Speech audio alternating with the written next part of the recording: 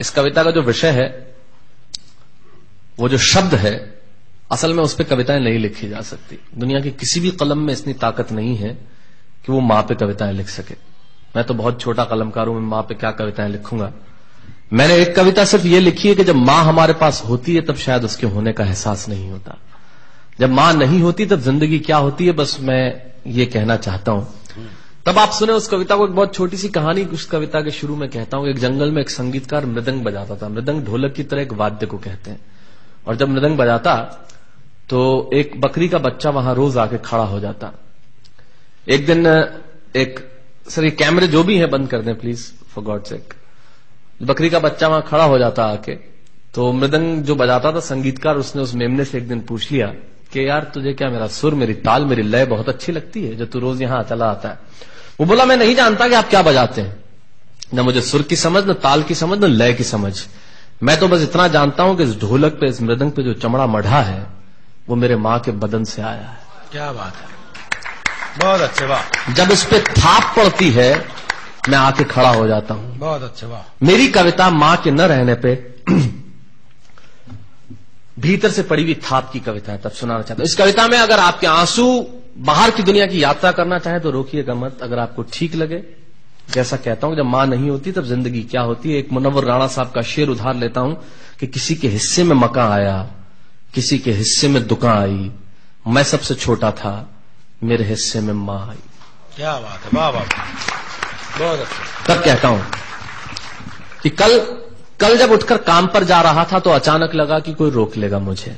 कल जब उठकर काम पर जा रहा था तो अचानक लगा कि कोई रोक लेगा मुझे और कहेगा खड़ा खड़ा दूध मत पी, हजम नहीं होगा। मुझे लगा कोई कहेगा खड़ा खड़ा दूध मत पी, हजम नहीं होगा, 2 घड़ी सांस ले ले, अरे इतनी ठंड और कोट भूल गया, इसे भी अपने पास ले ले। मन में सोचा मां रसोई से बोली होंगी जिसके हाथों में सना आटा होगा।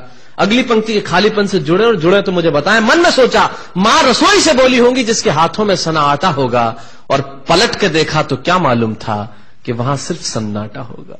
पलट के देखा तो क्या मालूम था कि वहां सिर्फ सन्नाटा होगा। अरे अब हवाएं ही तो बात करती हैं मुझसे। जब कोई नहीं होता तब अंतरिक्ष बात करता है, निर्वात बात करता है, वैक्यूम बात करता है। तब कहता हूं अरे अब हवाएं ही तो बात करती है मुझसे। लगता है जब जाऊंगा किसी खास काम से तो कोई कहेगा दही शक्कर खा ले बेटा, अच्छा शगुन होता है। कोई कहेगा गुड़ खा ले बेटा, अच्छा शगुन होता है। पर मन इसी बात के लिए तो रोता है कि सब कुछ है मां, सब कुछ, जिस आजादी के लिए तुझसे मैं सारी उम्र लड़ता रहा। आपने अपने बचपन में देखा होगा, माए हमें टोकती है, यहां मत जा, वहां मत जा, ये मत कर, वो मत कर। तब हम आजाद होना चाहते हैं। और आजादी की कीमत कितनी बड़ी देनी पड़ती है। अगर कम शब्दों में मैंने ठीक बात कह दी हो तो इसका एहसास मुझे जरूर कराइएगा कि सब कुछ है मां, सब कुछ, जिस आजादी के लिए तुझसे मैं सारी उम्र लड़ता रहा वो सारी आजादी मेरे पास है। फिर भी न जाने क्यों दिल की हर धड़कन उदास है।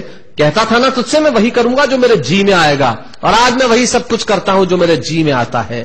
बात ये नहीं है कि मैं जो चाहूं कर लूं, मुझे कोई रोकने वाला नहीं है। बात है तो इतनी सी कि सुबह देर से उठूं ना तो कोई टोकने वाला नहीं है। बहुत अच्छे, वाह वाह, बहुत अच्छे, वाह वाह वाह वाह। बात है तो इतनी सी कि सुबह देर से उठूं ना तो कोई टोकने वाला नहीं है। रात को देर से लौटूं तो कौन नाराज होगा भला, कौन कहेगा बार बार कि अब कहां चला। आप ही के जिंदगी के कुछ दृश्य चुराता हूं और आप ही को सौंपता हूं। रात को देर से लौटूं तो कौन नाराज होगा भला, कौन कहेगा बार बार कि अब कहां चला। दोस्तों के साथ घूमने पर उल्हाने कौन देगा, मेरे वो तमाम झूठे बहाने कौन देगा। सच कहा साहब, गम की चोटें जख्मों पे फौलाद से ज्यादा क्या होगी, और मां की दौलत दुनिया में औलाद से ज्यादा क्या होगी। तब कहना चाहता हूं कि रात को देर से लौटूं तो कौन नाराज होगा भला, कौन कहेगा बार बार कि अब कहां चला। दोस्तों के साथ घूमने पर उल्हाने कौन देगा, मेरे वो तमाम झूठे बहाने कौन देगा। कौन कहेगा कि इस उम्र में क्यों परेशान करता है। हाय राम, ये लड़का क्यों नहीं सुधरता है। पैसे कहां खर्च हो जाते हैं तेरे, क्यों नहीं बताता है। सारा दिन मुझे सताता है, रात को देर से आता है, खाना गर्म करने को जागती रहूं, खिलाने को तेरे पीछे भागती रहूं, बहाती रहूं आंसू तेरे लिए। कभी कुछ सोचा है मेरे लिए। खैर मेरा तो क्या होना है और क्या हुआ है, इस बुढ़िया का तो क्या होना है और क्या हुआ है। तू खुश रह लेना यही दुआ है, और आज तमाम खुशियां ही खुशियां। जीवन में जो सर्वश्रेष्ठ एक पंक्ति जो ईश्वर ने मुझे सौंपी वो मैं आपको सौंपता हूं। कहीं कोई कविता नहीं है, एक बहुत सामान्य सी बात जो बहुत सामान्य ढंग से मैं कह रहा हूं।